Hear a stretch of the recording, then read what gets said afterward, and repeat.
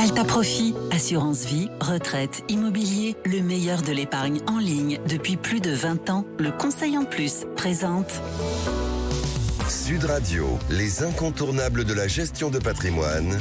Thomas Binet, Philippe David. Bonsoir Thomas, nous vous retrouvons tous les jeudis soirs avec votre consultante Stéphane Cohen, présidente d'Alta Profit, pour nous parler gestion de patrimoine. Aujourd'hui, vous allez nous parler de placements financiers à privilégier à chaque étape de la vie. Ben oui Philippe, parce qu'à chaque étape, on a un projet à financer, un avenir à préparer, des proches à protéger. Du coup, les placements financiers peuvent être plus adaptés que d'autres.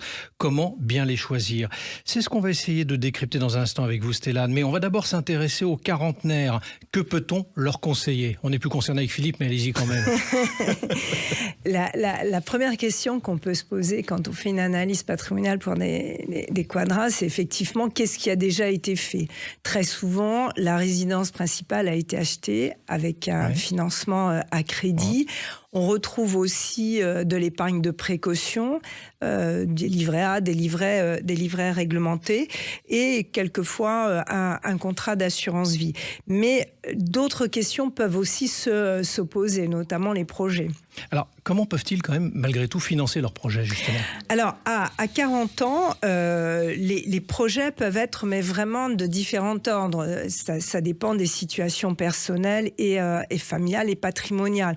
Ça peut être le besoin ou l'envie d'acheter une résidence secondaire, si on a déjà une résidence principale, ou d'acheter de l'immobilier de rapport. Ça peut être aussi penser déjà aux études des enfants, financer les études des enfants, ou se projeter sur une épargne beaucoup plus longue. Alors, quelles sont les solutions qui se présentent à un quarantenaire ?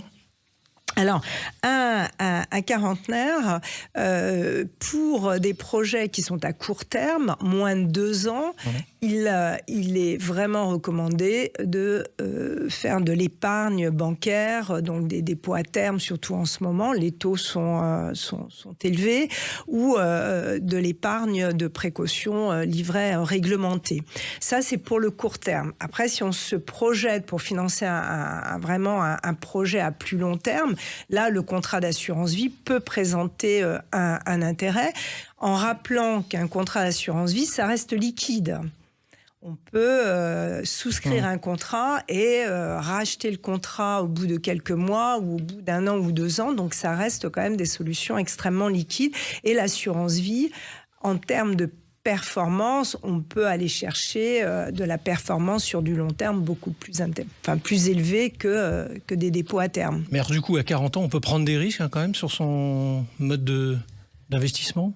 Alors, la notion de prendre des risques, c'est extrêmement subjectif. Ouais. Mais effectivement, quand on a 40 ans, on peut aller chercher de la performance sur le long terme. Donc, on peut effectivement prendre des risques. On peut s'exposer à des actifs volatiles. Et si effectivement, on est en période s'il y a des baisses de marché, on a le temps pour voir des hausses de marché et la valorisation de son capital. Et du coup, c'est l'occasion aussi de commencer à préparer sa retraite, j'imagine, à 40 ans. Alors, absolument. À 40 ans, on commence aussi à y penser, on commence en tout cas à y être sensible. Et c'est vrai que la retraite, c'est une épargne longue. Et quand on a 20 ans, 25 ans devant soi, pour se préparer un revenu complémentaire, ça laisse des opportunités et ça laisse quand même un champ important. Merci Stéphane et Thomas, on vous retrouve jeudi prochain pour un autre numéro d'Oser Investir, les incontournables de la gestion de patrimoine. On vous retrouve bien évidemment dimanche 9h30 dans le Grand Matin Week-end. Sud Radio, les incontournables de la gestion de patrimoine. Thomas Binet, Philippe David. avec Alta Profit, assurance vie, retraite, immobilier, le meilleur de l'épargne en ligne depuis plus de 20 ans, le Conseil en Plus.